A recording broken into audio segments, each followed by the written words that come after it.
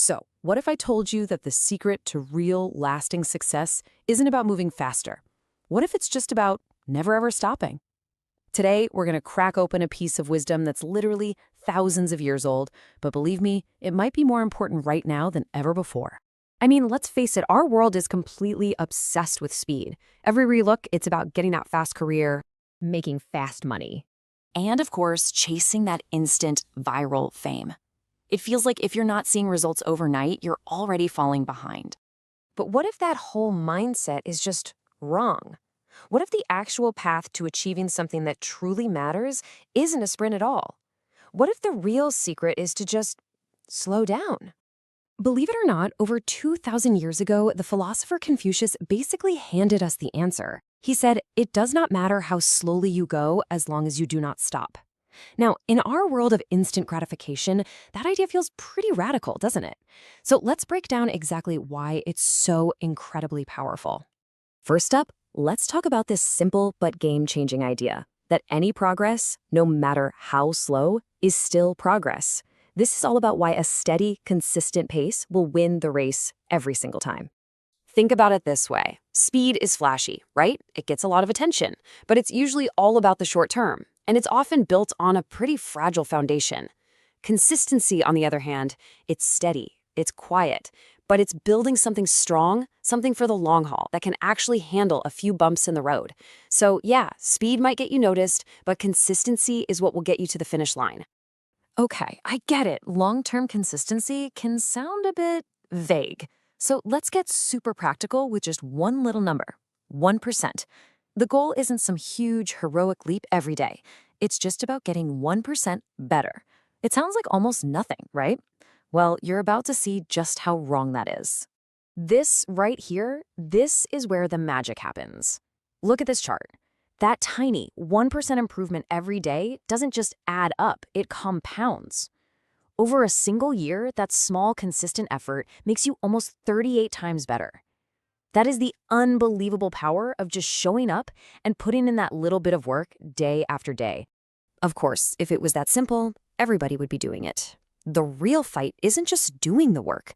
The real boss battle is winning the war inside your own head. So, let's talk about the psychology of persistence. Because when progress feels like it's crawling at a snail's pace, that's when the little voice of doubt starts to creep in. And it usually starts by attacking you personally. Am I even good enough to do this? And if you let that voice stick around, it starts to attack the goal itself. I'm putting in all this work. Is this even worth it?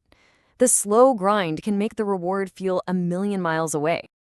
And finally, it goes for the kill switch, the most dangerous question of them all.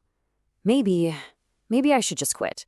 This is the exact moment most journeys end, not from a lack of talent, but because the slow, quiet struggle just wore them down. And that's why the real difference maker, the thing that separates people who succeed from those who don't, is persistence.